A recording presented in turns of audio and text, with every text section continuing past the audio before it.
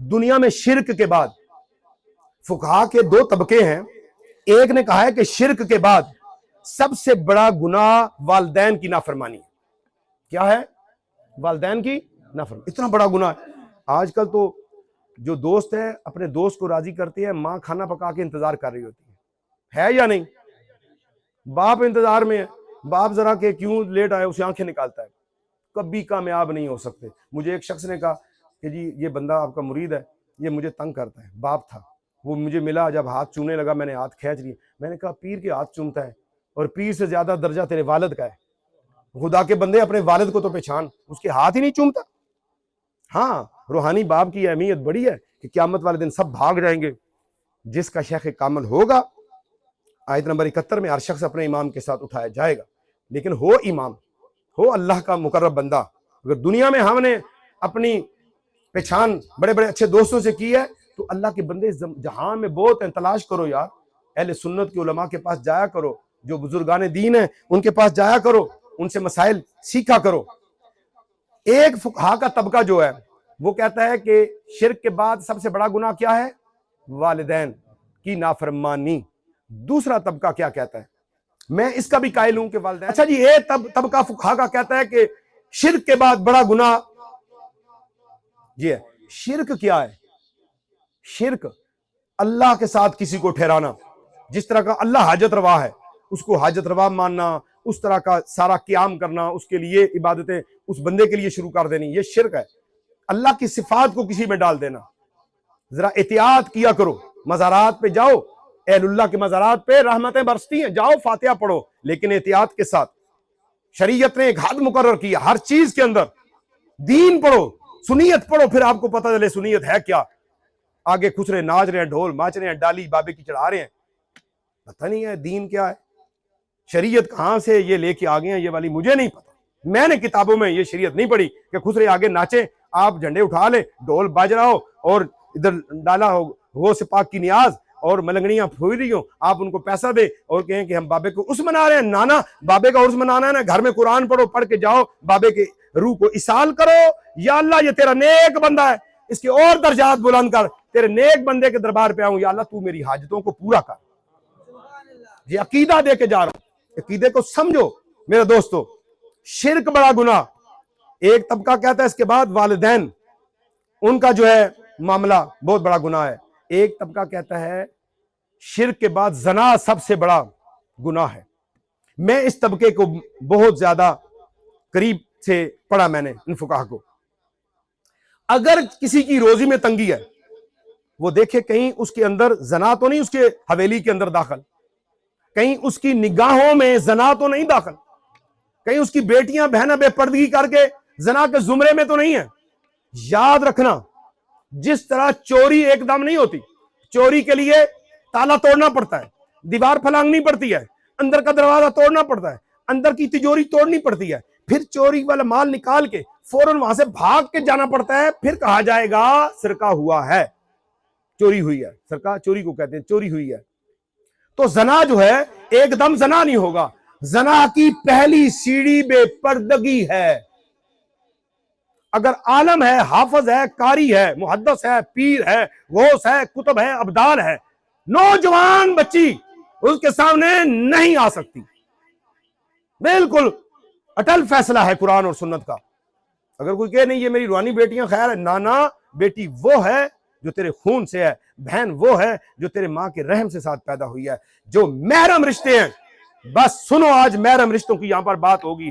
اس کے اندر میرے نبی نے محرم رشتوں کی بات کر کے نوجوان کی غیرت کو زندہ کر دیا. اور نوجوانوں, اگر اپنے نبی سے محبت کرتے ہو, یہ معجزہ سن کے, میرے نبی کی حدیث سن کے, میرے نبی کی روایت سن کے آج اپنی زندگیوں میں تبدیلی لے آؤ. آج پاک دامنی کا جو ہے آج عہد کر لو.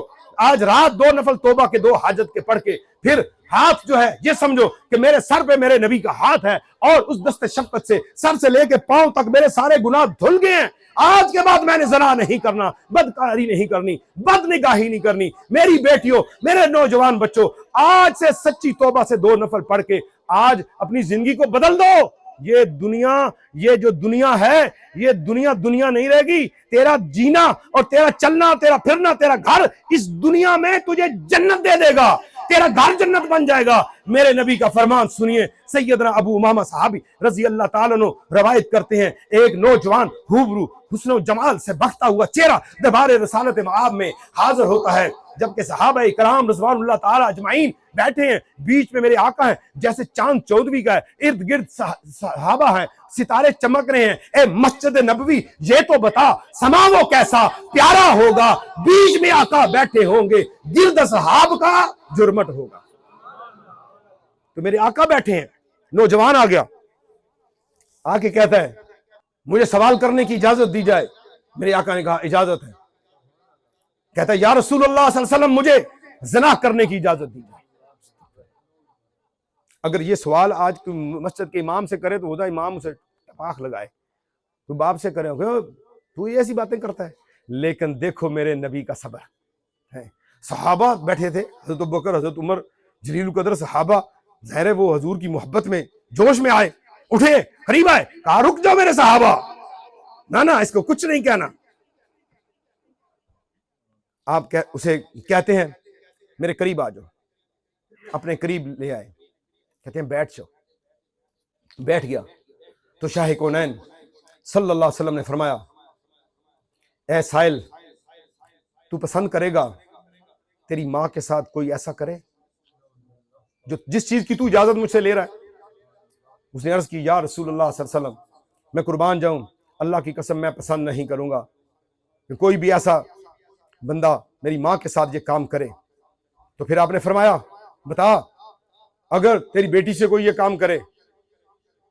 نے کہا میں بالکل، پھر قسم اٹھا کے کہتا ہوں میں پسند نہیں کروں گا۔ نے کہا تیری بہن کے ساتھ کوئی زنا کرے؟ آپ نے فرمایا بالکل۔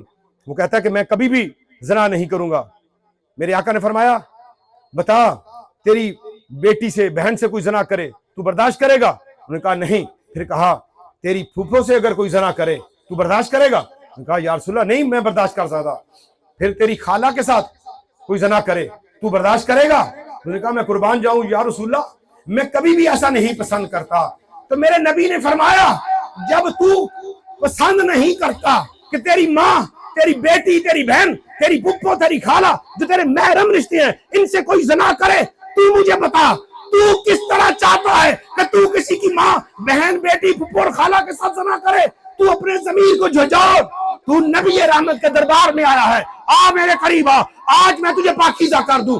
میرے نبی نے اسے اپنے قریب کیا اور اپنا دست مبارک اس کے سر کے اوپر رکھ لیا، اور پھر میرے نبی نے یہ دعا فرمائی اللہم اغفر ذنبہ وطاہر قلبہ وآسن فرجہ۔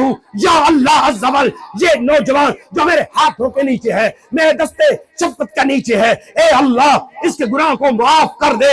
اللہم اغفر ذنبہ، اس کے گناہ معاف کر دے، وطاہر قلبہ، اے اللہ اس کے دل کو منور کر دے، اس کے دل کو پاک کر دے، وآسن فرجہ، اس کی شرمگاہ کو محفوظ کر لے۔ پھر لکھنے والا لکھتا ہے وہ رونا شروع ہو گیا، اس کی دنیا بدل گئی، دنیا بدل گئی۔ عورتیں جس راستے سے آتی تھی وہ راستے بدل دیتا تھا۔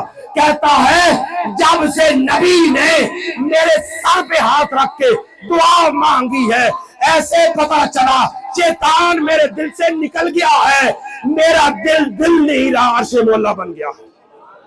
نوجوانوں، یہ دعا آپ کے سپرد کرتا ہوں، اللہم اغفر ذنبہ وطاہر قلبہ وآسن فرجہ۔ آج ذرا نماز پڑھنا نا، اور اپنی والدہ، اپنی بیٹی، اپنی بہن، اپنی محارم رشتوں کو توجہ میں ڈالنا کہ یار میں دنیا سے چھپ کے کسی کی عزت کو لوٹتا ہوں۔ جس نے اپنے ہمسائے کی عزت لوٹی، ہمسائے کی بیٹی سے زنا کیا، بغیر توبہ کے مر گیا، قیامت والے دن اس کے جسم میں ایسا لباس پہنایا جائے گا کہ وہ خارش کرتا رہے گا۔ توبہ کیجئے، زنا سے توبہ کیجئے۔ جشن ولادت آپ صلی اللہ علیہ وسلم کے اس موقع پر آپ اس سے پکی توبہ کر لیں۔